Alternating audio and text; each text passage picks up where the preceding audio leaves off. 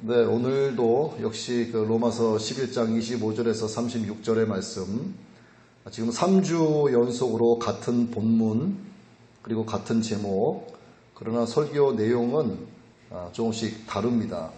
이게 뭐 1, 2, 3편 이렇게 시리즈로 나가는 것이 아니고 조금씩 달라요. 지금 오늘이 이제 그 마지막인데, 여러분들이 설교를 들으시면서 지난주에 들었던 내용, 또 지지난주에 들으셨던 내용, 반복되는 말씀이 없을 수가 없습니다. 여러분들이 그래도 이거 들었던 내용이다 라고 하신다면 성공한 거예요. 이 말씀이 정말 중요합니다. 제가 사실 이 설교를 준비하는 것이 뭐 여느 목사님들도 마찬가지겠지만, 설교를 한 편 준비한다는 것이 정말 쉽지가 않습니다. 많은 시간이 들어가고 또 관련 자료들, 책, 주석 많이 봐야 되고,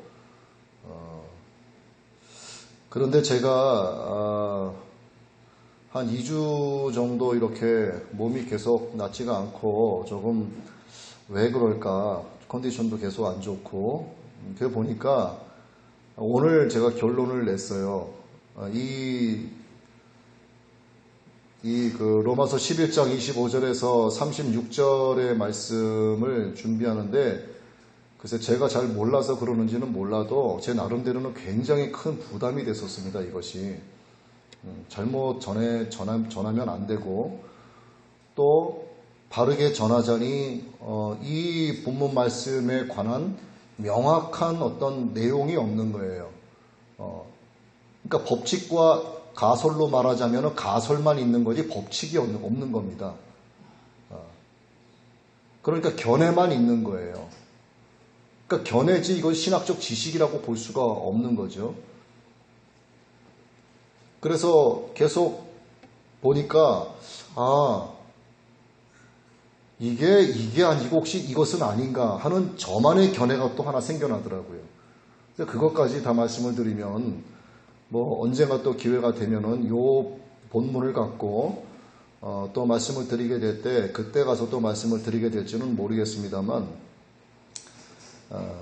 아무튼 이 로마서 11장 이제 오늘 이걸로 마친다고 하니까 구원 문제에 관한 것, 개인 문제를 넘어서 민족 구원에 관한, 이스라엘의 회복에 관한 요 부분이 이제 지난다고 하고, 다음 주에 또 12장으로 넘어간다고 하니까 제 마음이 조금 가벼워진 듯한 그런 느낌이 좀 듭니다.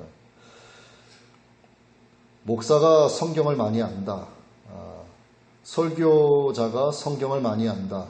뭐를 물어봐도, 어떤 이야기를 해도 그에 맞는 말씀이 술술 나오고, 거기에 가장 적합한 예화들이 나오고 한다. 그래서 목사들은 성경을 다 안다. 이렇게 생각하시는 성도님들이 참 많이 있으실 거라고 봐요. 저 역시나 그랬습니다. 목사님들은 성경에 대해서만큼은 정말 박사. 창세기에서 요한계시록까지 어떤 부분이라도 막힘이 없이 술술 나오시는 분들이 목사님. 사실 목사님들이 성경은 가장 많이 알겠죠. 그러나 성경을 절대로 다 알지 못합니다. 저 역시나 마찬가지예요.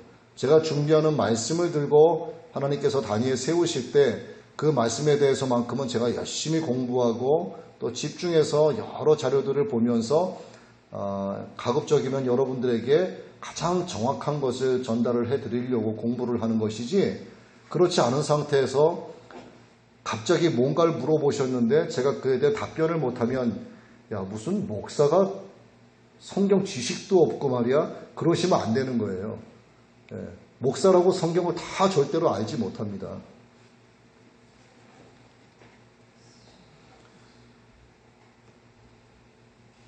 하나님은 하나님 자신을 우리에게 가르쳐 주시기 위해서, 하나님 자신을 우리에게 알려주시기 위해서 그 수단으로 주신 것이 바로 성령으로, 하나님의 영의 감동으로 기록된 성경이죠. 그래서 우리는 성경을 계시다 이렇게 이야기합니다.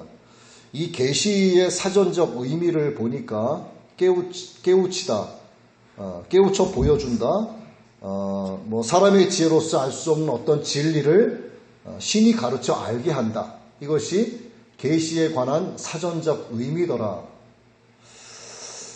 그런데 아무리 다 가르쳐 알게 해주셔도 말씀 전부를 우리가 다 완전하게 이해한다라고 볼 수가 없는 거죠. 성경을 다 안다라고 하는 사람이 만약에 있다면, 그리고 성경을 완벽하게 가르쳐준다고 하는 어떤 단체가 있다면, 여러분 그 개인과 그 단체는요 경계해야 될 대상입니다. 그건 제 말이 맞아요. 절대로 성경을 다 알 수 없습니다. 예를 들어서 누군가가 아파서 이렇게 안수기도를 하죠. 어떤 목사님이 신유의 은사가 있다 이 말입니다. 그래서 안수기도를 해서 병 낫게 해달라고 하나님 앞에 기도하는데, 그 이제 성도분이 목사님께 물어보는 거죠. 목사님, 제가 언제쯤 나올 수 있겠습니까? 걱정하지 마시오. 2주일이면 완벽하게 낫습니다. 그건 이단이에요. 그건 잘못된 겁니다. 하나님이 낫게 하시는 건 하나님이 하시지 목사가 어떻게 알겠어요, 그걸. 예를 들어서 그렇다는 얘기죠. 자, 수천 년이 지난 오늘까지도 이 비밀로 우리에게 감춰져 있는 성경 말씀 가운데 비밀로 감춰져 있는 것이 상당히 많이 있습니다. 공개된 복음이지만 믿는 우리에겐 비밀이 아니기 때문에 믿지 않는 그들에게는 미스테리가 되겠지만, 예수님을 우리의 구세주로 영접하고 내가 하나님의 자녀로 살아가고 있는 지금도 성경에 관한 명확한 내용을 알지 못하는 그런 몇몇의 그런 숨은 비밀들이 있단 말이죠. 이것은 말 그대로 시크릿이에요.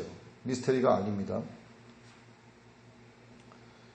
자, 오늘 이 로마서 11장 25에서 36절까지 이 본문 말씀, 또 이 로마서 이 전체 말씀을 위시해서 바울이 쓴 서신서 가운데서도 이해가 가지 않고 어려운 내용들이 정말 많습니다. 이 바울이 쓴 이 서신서의 내용을 놓고 베드로가 한 얘기가 있어요. 자, 심지어 베드로도 사도 바울이 쓴 내용에 대해서 뭐라고 이야기를 하는지 한번 들어보십시오. 또 우리 주의 오래 참으심이 구원인 줄로 여기라. 심지어 우리가 사랑하는 형제 바울도 자기가 받은 지혜대로 너희에게 이같이 썼고, 또 그의 모든 서신서에도 이것들에 관해 그 안에서 말하였으되 그 안에 깨닫기 어려운 것이 더러 있으므로 배우지 못하여 불안정한 자들이 다른 성경 기록들과 같이 그것들도 왜곡하다가 스스로 파멸에 이르느니라. 사도 베드로가 사도 바울이 쓴 글 가운데 더러 어려운 것이 있다라고 얘기해요. 이거를 잘 알지 못하는 불완전하게 아는 자들이 왜곡 해석을 했다가 결국 그들이 파멸에 이르렀다 하는 이야기를, 매우 중요한 이야기를 하고 있습니다. 당시에 예수님의 가장 가까운 제자였던 사도 베드로마저도 바울이 쓰는 그 복음서에 관한 내용을 모른다는 얘기예요. 다. 하물며 우리가 다 어떻게 알겠습니까? 그걸 모른다는 얘기입니다. 이단이라고 하는 것이 따로 있는 것이 아니죠. 그냥 모르는 것을 모른다고 해야지, 내가 목사고 장로이기 때문에, 내가 그래도 모태신앙이기 때문에 누가 성경에 관해서 물어보는데 잘 모르면서 그거를 자기 생각에 맞게 알아서 그냥 이게 맞겠지라고 답변을 하는 것은 위험한 거예요. 그러니까 모를 때는 그냥 모른다고 하는 게 맞습니다. 그리고 모른다고 답변하는 어떤 목사님이 계신다면 그거 가지고 또 비난하시면 안 되는 거예요. 모를 수도 있는 겁니다.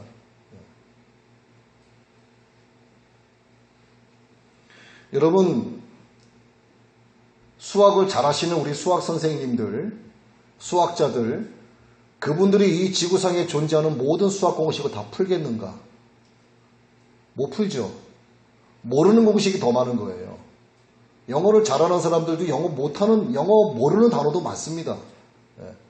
아니, 모르는 수학 공식도 많고 모르는 영어 단어도 많은데 불구하고 그것은 괜찮고 그것은 이상하지 않고, 성경을 봤을 때 무슨 말씀인지 이해가 안 되는 것에 대해서 이상하다라고 생각을 한다면 이게 바로 모순인 거예요.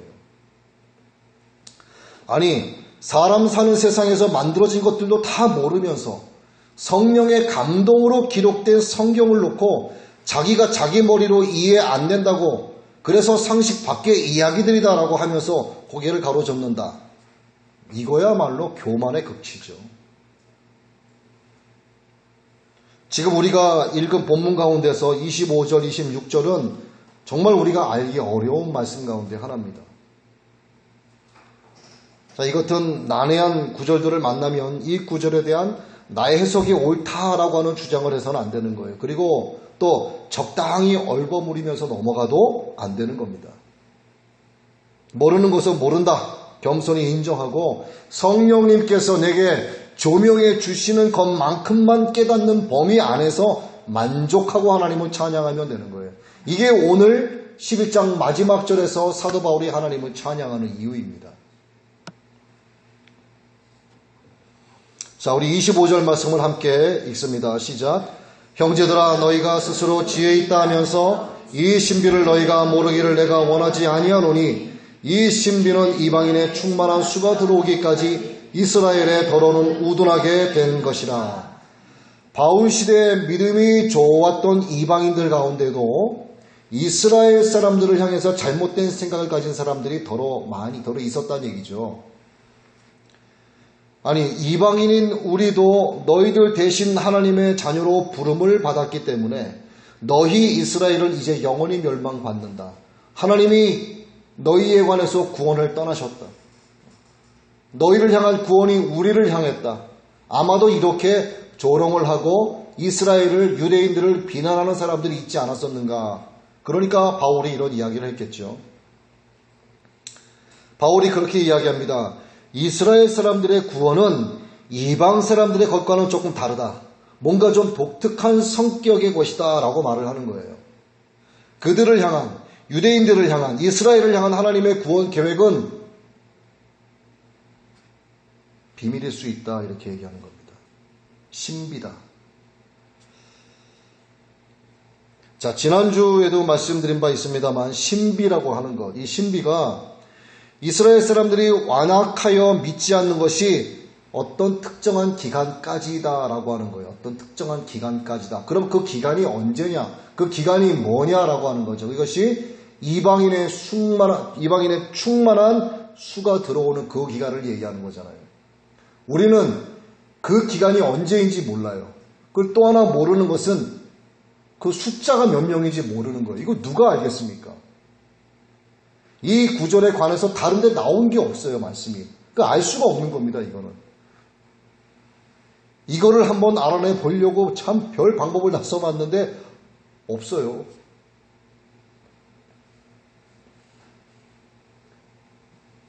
하나님께서 우리 이방인들을 구원하시는데 무한정 구원하시는 것이 아니라 하나님이 택하신 자들만 구원하시는 거예요. 그 택하신 자들에 대한 수가 있다는 겁니다. 수. 이 수가 다 찰 때까지만 이방 사람들에게 구원의 문을 열어놓고 이방 사람들의 하나님이 정하신 그 충만한 수가 딱 이르게 되면 그때부터는 이스라엘을 향하는 거죠. 하나님께서 가두어 두신 것을 풀어놓으시고 긍휼을 베풀기 시작하시는 그때가 이른다는 얘기입니다. 이것을 비밀이라고 얘기하는 거죠, 사도 바울이.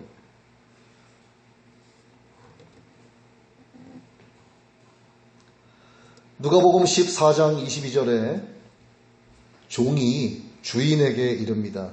주인께서 명하신 대로 하였으니 여전히 자리가 있나이다.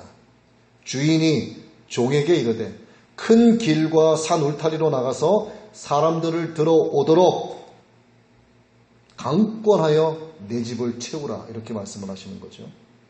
내가 너희에게 이르노니 전에 초대한 그 사람들 중에서는 아무도 내 만찬을 맛보지 못하리라. 이것도 굉장히 무서운 말씀이에요. 내가 복음을 전했습니다. 예수 믿으라고 계속 이야기했어요. 근데 그 사람에게 가지 않고 그 구원이 다른 사람에게 이룰 수 있는 겁니다. 그 이전 사람을 향하여 말씀하시는 거예요. 전에 초대한 사람들 중에서는 아무도 내 만찬을 맛보지 못하리라.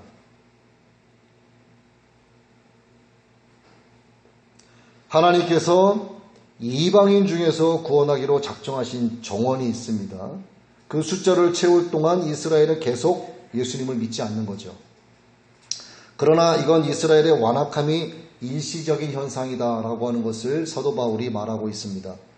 개인적으로 회개하고 돌아오는 자들도 더러 있습니다. 지금도 민족적으로는 여전히 완악하여 예수를 믿지 않는다 하는 거죠.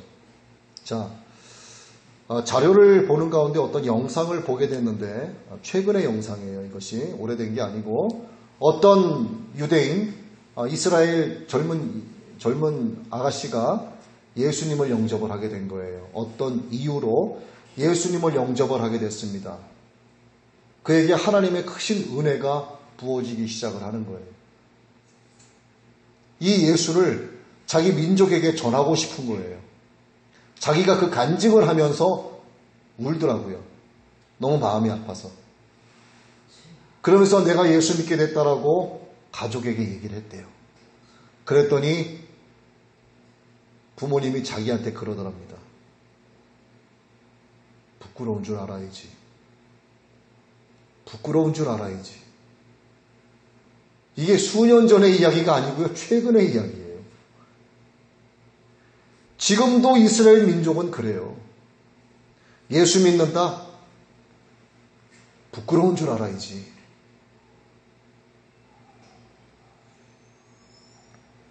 이스라엘이 언제까지 더러는 완악할지, 더러는 우둔할지, 더러는 눈멀어 있을지는 모릅니다. 즉 이방인의 수가 언제쯤 다 차게 될지 모른다라는 말로 이어지게 되는 거죠. 그러나 추측할 수 있는 것은 주님의 재림 직전이 아닐까 이렇게 생각이 들기도 해요. 이것도 어디까지나 추측일 뿐입니다. 또 조금 전 말씀드린 대로 구원받을 이방인의 총 숫자에 대해서도 우리는 모르는 거예요. 이방인의 그 충만한 수, 이것은 하나님의 마음속에만 있는 겁니다. 하나님만이 아시는 숫자예요.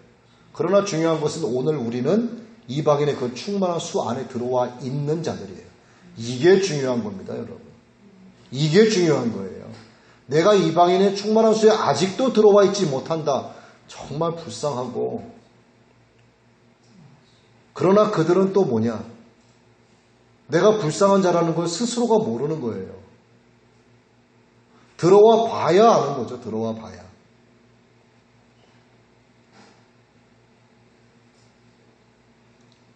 이것이 하나님의 비밀이다 라고 사도 바울이 이야기를 하고 있습니다. 그래서 우리는 이방인의 충만한 수 안에 들어와 있는 오늘 우리는 우리의 처신이 어떠해야 하는지에 대해서 자꾸 돌이켜봐야 되는 거예요. 함부로 이스라엘 사람들의 완악한 태도를 멸시하면서 우쭐거려서는 안 되는 겁니다. 자, 26절에 보시면은 온 이스라엘이 구원을 얻으리라 이 말씀이 있지 않습니까? 온 이스라엘. 자, 지난주에도 이 부분에 대해서 견해를 말씀을 드렸는데 오늘도 그거 조금 더 구체화시킨다라고 말씀을 드렸죠.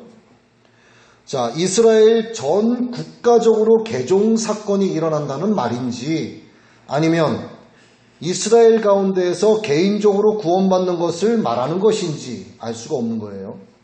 사실 이 부분은 이게 정말 어려운 부분입니다. 하나님은 이 난제에 대해서도 다른 어떤 언지를 주지 않으셨어요. 그래서 성경학자들이 이에 대해서 여러 견해들을 내놓았는데 그 견해들을 정리해보면 대략 7가지의 견해로 정리가 됩니다. 그 가운데서 지난주에도 말씀드렸지만 오늘도 중요한 3가지의 견해만을 말씀을 드립니다. 나머지 4가지에 대해서는 여러분들이 안 들으셔도 돼요.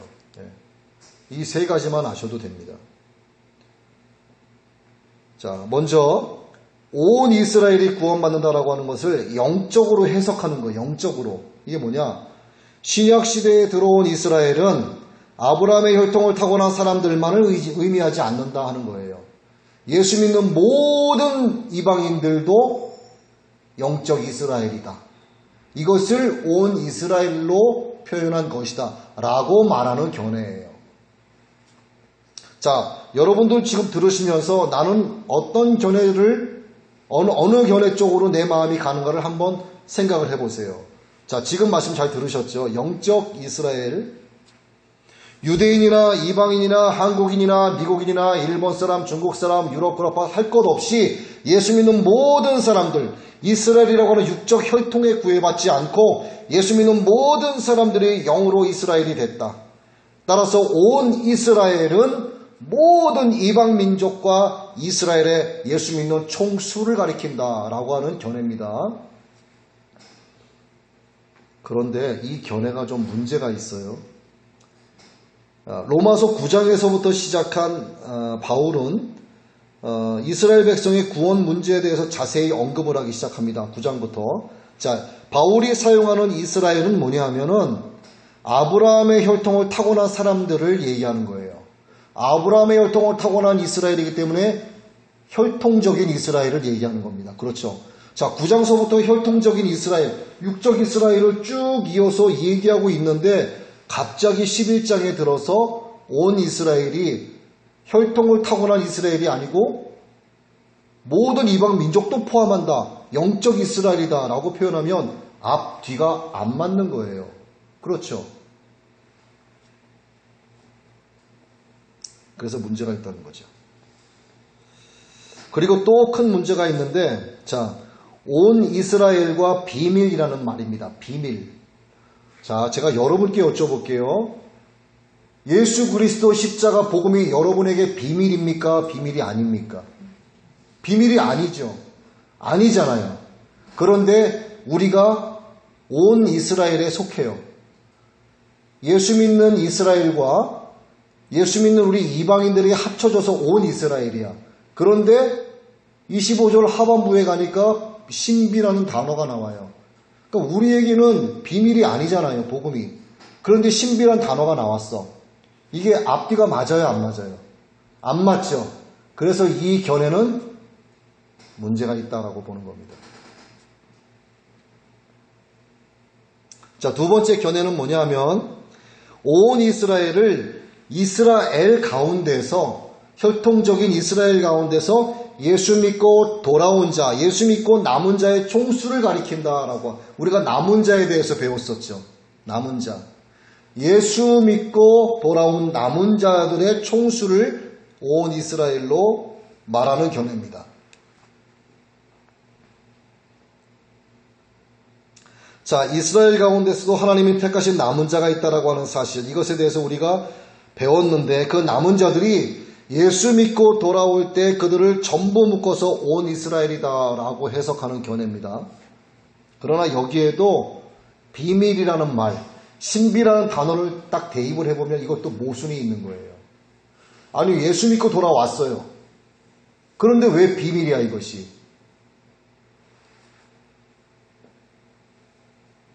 자, 택함받아 돌아오는 개인들의 구원 문제를 두고 비밀이다? 신비다? 어울리지 않는 거예요.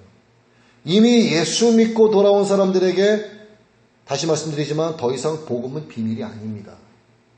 그래서 여기에 신비란 말이, 신비란 단어, 비밀이란 단어가 대입이 되면 뭔가 이것도 앞뒤가 맞지 않는 상황이 벌어지는 거예요. 그래서 이 두 번째 견해도 아니다. 자, 그럼 세 번째 견해는 뭐냐? 자, 온 이스라엘을 말 그대로, 문자 그대로 이스라엘 전 민족을 가리키는 견해로 보는 거예요. 전 민족. 개개인을 초월해서 이스라엘이 전 국가적으로 회개하고 돌아오는 사건으로 해석하는 견해입니다. 이방인을 위한 구원의 기회가 끝나고 나면, 이방인의 충만한 수가 하나님이 정하신 구사가 채워지고 나면 이스라엘을 국가적으로 구원하는 새로운 장이 열린다. 이스라엘은 하나님이 특별히 선택하신 민족이기 때문에 마지막 때에 그들을 구원하실 특별한 방법이 있다. 하나님이 특별한 방법으로 그들을 구원할 것이다 라고 보는 견해를 얘기하는 거예요. 자, 26절 이하를 한번 봅니다. 구원자가 시온에서 오사 야곱에게서 경건하지 않은 것을 돌이키시겠고 내가 그들의 죄를 없이 할 때에 그들에게 이루어질 내 언약이 이것이라 함과 같으니라. 자, 이 지금 말씀은 이사야서에 나오는 예언의 말씀을 원용을 한 거예요. 자, 시온이라고 하는 말은 예루살렘이라고 봐도 됩니다. 자, 어느 날 우리 주님께서 예루살렘에 딱 등장을 하시는 겁니다. 그리고 그동안 완악해서 믿지 않던 이스라엘 백성의 마음을 부드럽게 하시는 거예요. 그리고 그들의 죄를 다 씻어주시고 그들 모두를 돌아오게 하실 어떤 찬란한 역사적 사건을 약속하고 있다라고 보는 거예요. 이게 세 번째 견해입니다. 자, 그 언약대로라면 반드시 이스라엘 전 민족은 구원받는다라고 하는 거죠. 28절이죠. 복음으로 하면 저희가 너희를 인하여 원수된 자요, 택하심으로 하면 조상을 인하여 사랑을 입은 자라. 자, 그들은, 이스라엘 백성은 그들 조상 아브라함 때부터 하나님의 특별한 사랑을 받고 하나님과 언약을 맺은 백성이죠. 자, 지금은 28절의 말씀처럼 이스라엘 사람들이 복음에 대해서는 원수가 되어 있습니다. 예수 믿는다고 하니까 자기 딸에게 아빠가 얘기하는 거예요. 부끄러운 줄 알아야지. 원수가 된 자들입니다. 이스라엘을 사랑하시는 하나님의 마음은 그러나 변함이 없다라고 하는 겁니다. 왜? 하나님의 은사와 부르심에는 후회하심이 없느니라. 이스라엘은 지금은 순종하지 않고 있지만 그것이 구원받지 못하는 결정적인 이유가 되지 못한다라고 보는 거죠. 자, 이방인은 우리가 순종하지 않고 살다가 긍휼을 입게 된 것처럼, 그렇죠. 이스라엘 백성 역시 반드시 긍휼을 입을 날이 온다는 거예요. 지금은 하나님이 가두어 두신 거예요. 하지만 빗장을 쳐서 부수고 여시고 그들에게 긍휼을 입혀주시는 겁니다.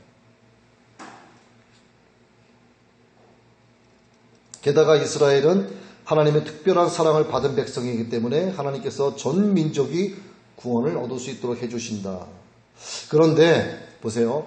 이 세 번째 견해를 지지하는 사람들 가운데는요, 전 천년설을 믿는 세대주의자들이 많습니다. 세대주의자들은 나름 자기들의 각본을 가지고 있어요. 예수님이 재림하시는 날 지상의 교회는 휴거가 된다, 이렇게 얘기해요. 그와 동시에 이스라엘 백성들이 국가적으로 회개하고 돌아온다, 이 내용입니다. 이걸 다른 말씀으로 드리면, 자, 주님이 재림하실 때 우리가 들려 올라가요. 휴거가 되죠. 공중에서 7년 혼인잔치를 한다. 다 배우셨잖아요. 저도 믿어요. 그런데 다 들려 올라갔는데 이스라엘 백성들은 그때 긍휼을 입고 회개하고 돌아온다, 이거야. 그럼 이스라엘 백성 가운데는 휴거되는 사람들이 아무도 없는 거예요. 그 전에 믿었던 사람들만 되는 거야. 그렇죠. 뭔가 좀 모순이 있지 않냐, 이거죠. 그래서 우리가 이 주장을 그대로 다 받아들여야 할지 아직은 분명하지 않은 겁니다, 이것이. 바울이 비밀이라고 하는 단서를 남겨놓았기 때문이에요. 바울이 비밀이라고 그래서 남겨놨습니다.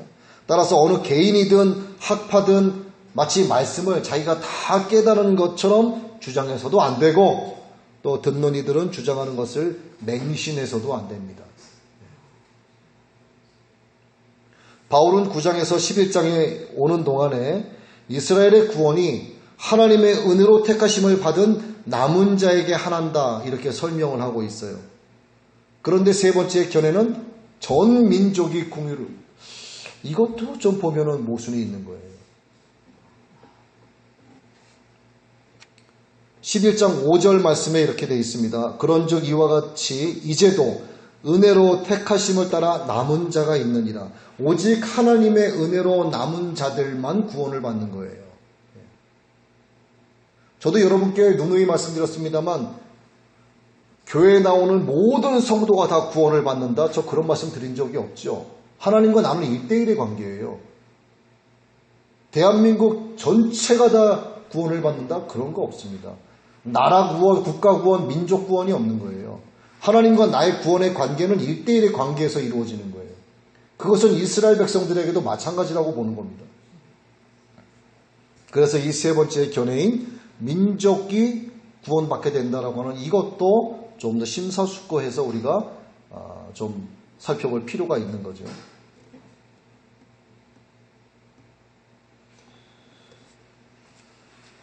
그리고 이 지금 견해는요, 예수님이 하신 말씀과도 일치하지 않는 게 있어요. 예수님은 마태복음 8장 11절 12절에서 이렇게 말씀하십니다. 또 너희에게 이르노니 동서로부터 많은 사람이 이르러 아브라함과 이삭과 야곱과 함께 천국에 있으려니와 나라의 본 자손들, 이스라엘 백성을 말합니다. 나라의 본 자손들은 바깥 어두운 데 쫓겨나 거기서 울며 이를 갈미 있으리라. 주님은 이스라엘이 국가적으로 구원받는다는 말씀을 언질조차 하지 않으셨어요. 오히려 그들 중에 상당수가 버림을 당하게 될 것이다, 이렇게 말씀을 하십니다. 이상과 같이 우리가 분명하게 풀 수 없는 난제가 남아있음에도 불구하고 오랫동안 많은 교회가요, 이 세 번째 견해를 지지하고 있습니다. 그들은 온 이스라엘의 구원이 곧 국가적인 개종 사건이 될 것이다, 이렇게 보는 거예요. 온 민족 가운데, 이스라엘 백성 가운데 하나님의 은혜가 완전하게 공의를 덮일 수 있죠. 많은 민족이, 많은 사람들이 그 민족 가운데에서 하나님 앞으로 나올 수 있겠죠. 하지만 저는 100%는 아닐 거라고 보는 겁니다. 민족 가운데 하나님이 민족적으로 은혜를 부어줄 수 있지만, 예를 들어서 100명이 있다. 100명 가운데 100명 전체가 구원받는다. 이건 보장할 수 없다는 얘기죠.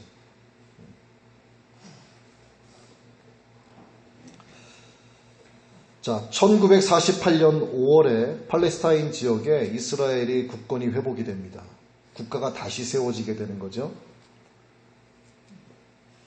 물론 1948년도에 국가가 다시 재건이 됐지만 이스라엘 유대민족은 그 전부터 계속 팔레스타인으로 들어갔었어요. 그곳에 오랫동안 뿌리를 내리고 살아왔었던 팔레스타인 사람들, 아랍 사람들이 어떻게 됐느냐? 가자지구 난민으로 살아가지 않습니까? 쫓겨난 거죠. 자, 이스라엘이 지구 도처에 흩어져 있다가 혈통과 언어를 고스란히 간직을 하고 난 뒤에 약 1900년 가까이 이르러서 다시 자기 땅을 찾아서 나라를 회복했다. 이게 정말 불가사의한 일입니다. 그래서 이스라엘 백성 가운데 하나님이 함께 하시는 것은 저는 100% 믿어요. 특별한 민족이면 틀림이 없습니다. 그래서 이것 때문에 많은 교회가 성경에서 얘기하는 이스라엘의 구원 문제를 개인적으로 보기보다는 국가적으로 보는 입장으로 돌아서기 시작을 한 거예요. 이것 때문에. 이것만 놓고 보자면 저도 여기에 동의하는 입장이 되는 거예요. 하나님이 이스라엘에 대해서 특별한 계획을 가지고 뭔가 하고 계신다라고 하는 걸 우리가 추측을 할 수가 있습니다.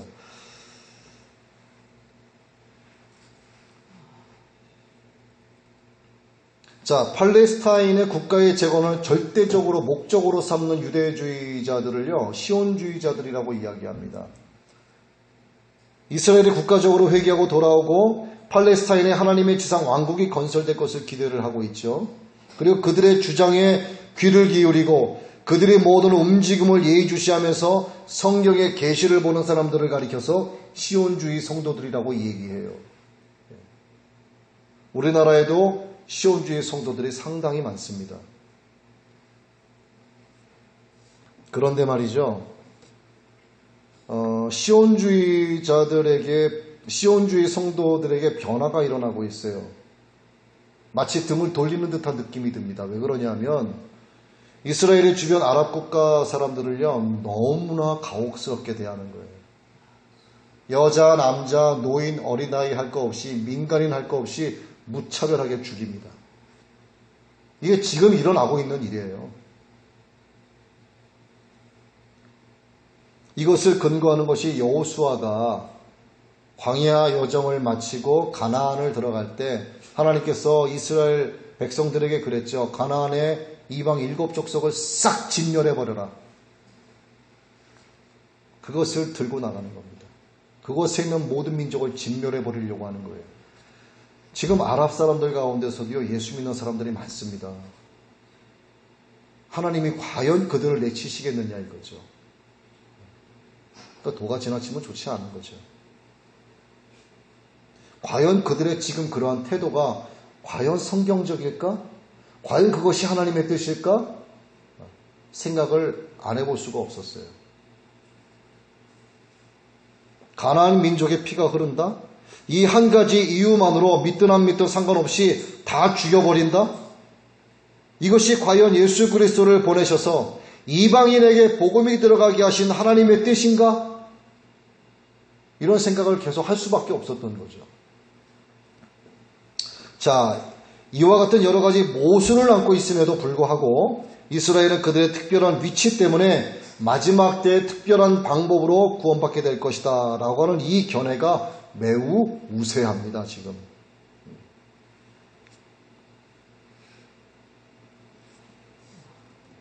지난 2000년 동안 이스라엘 사람들 가운데서 개인적으로 예수님 믿고 돌아오는 사람들만 구원받았습니다. 그러나 마지막 때는 무언가 우리가 모르는 어떤 방법을 통해서 그들을 구원하실 계획이 있는 것처럼 느껴지는 것은 사실인 거예요. 우리가 하나님의 그 계획을 어떻게 알겠습니까? 그래서 하나님의 구원의 비밀인 거예요. 구원 계획의 비밀. 자, 마치 영상을 이렇게 찍었는데 영상을 편집하지 않고 재생시키지 않고 가지고 있는 것 같은 그런 느낌이 드는 거예요. 하나님의 구원의 계획의 비밀이 이미 쫙 찍혀져 있어요. 예. 얼핏 이거 같기도 한데 편집이 안 되고 재생이 안 됐기 때문에 우리가 그걸 볼 수가 없는 겁니다. 마치 그와 같은 느낌이 드는 거예요. 지금 분명하지 않고 명확하지 않지만 뭔가 있긴 있는 거죠. 이게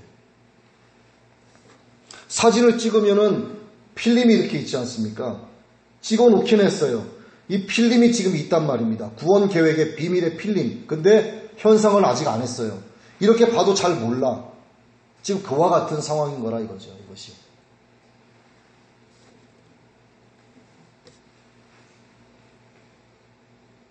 가말리엘 문화생으로서 높은 지성을 가진 사람이 바울이었죠. 그러나 바울도요, 이스라엘의 구원 문제에 대해서만큼은 시원하게 대답을 하지 못하고 있습니다. 이처럼 이스라엘의 구원의 문제는 아직도 베일에 가려져 있는 신비함으로 남아있다라고 하는 거죠. 그러나 바울은 이 문제를 마무리하면서 하나님을 찬양하고 있습니다. 바울의 신학적인 지성, 바울의 신앙의 그 열정이 하나님을 향한 찬양으로 바뀌는 장면이 나오는 거예요. 33절에서. 아무리 신학적인 지식이 높아도요, 아무리 신학 박사, 교육학 박사를 가지고 있고, 아무리 유명한 대학교에서 교수 생활을 오래 했어도요, 아무리 목사, 장로, 권사, 모태신앙이라고 해도 하나님을 찬양하지 않는 자는 가짜입니다. 모든 신앙의 귀결은요, 할렐루야예요. 할렐루야. 할렐루야가 뭡니까, 여러분? 하나님을 찬양합니다. 아니겠어요? 바울은 이 비밀을 남겨놓고 하나님을 찬양하는 곳으로 돌아섭니다.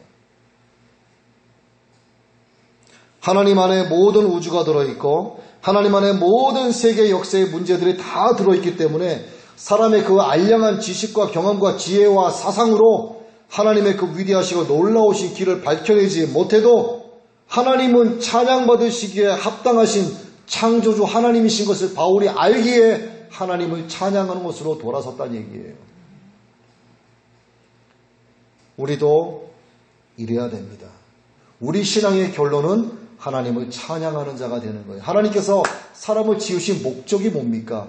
찬양받기 위함이라. 신앙의 결론은 할렐루야예요.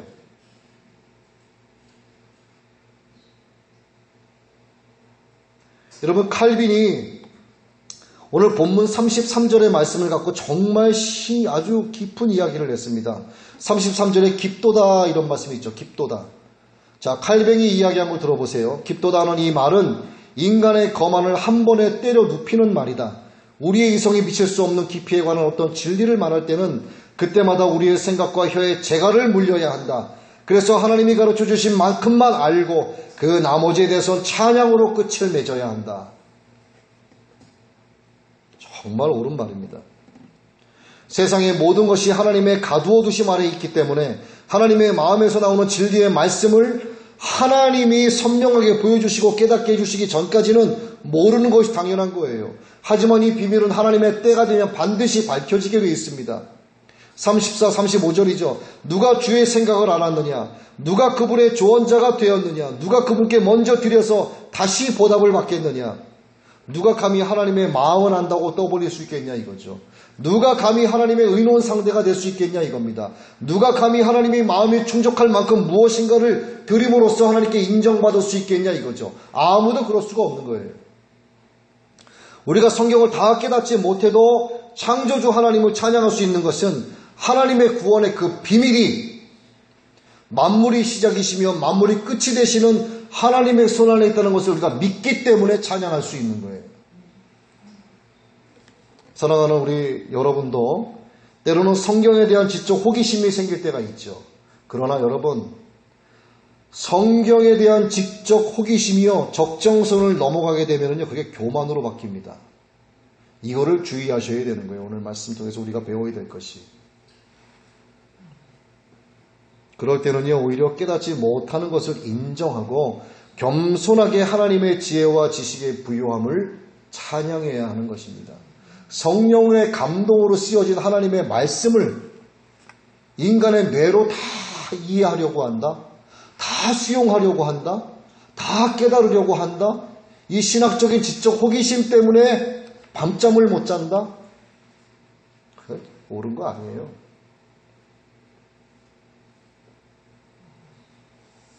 하나님의 지혜와 지식의 부요함을 찬양할 수 있는 사람은 하나님의 은혜로 충만한 자만이 할 수 있습니다.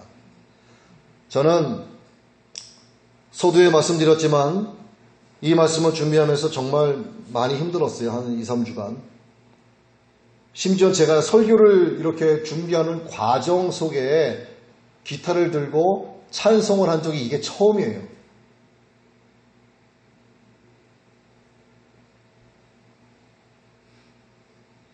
그리고 또 어떤 것까지 했었냐면은 기독교 교리 사상사 저자시고 교육학 박사의 신학 박사이시고 연세도 꽤 많으신 제 사사가 되시는 어떤 교수님이 계시는데 그분께 전화를 드려가지고 이 문제 가지고 40분 동안을 토론을 했어요.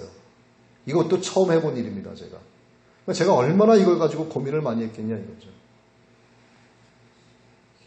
그래서 이 내용이 조금 어렵기 때문에 여러분들께도 상당히 어려울 수 있어요. 그래서 같은 본문, 같은 제목으로 약간씩 다른 내용으로 3번을 여러분께 말씀을 드린 것입니다. 말씀 안에 들어가면 들어갈수록 모르는 것이 점점 더 많아지죠. 저는 이 말씀을 준비하면서 정말 어렵다라는 생각을 정말 많이 했어요. 우리도 사도 바울처럼 우리의 신앙이 깊어질수록 더욱더 하나님을 찬양하는 우리가 되기를 원합니다. 우리 다 같이 36절의 말씀을 같이 읽고 그리고 하나님을 찬양하도록 하겠습니다. 우리 11장 36절 함께 읽습니다. 이는 만물이 주에게서 나오고 주로 말미암고 주에게로 돌아갑니다. 그에게 영광이 세세에 있을지어다. 아멘.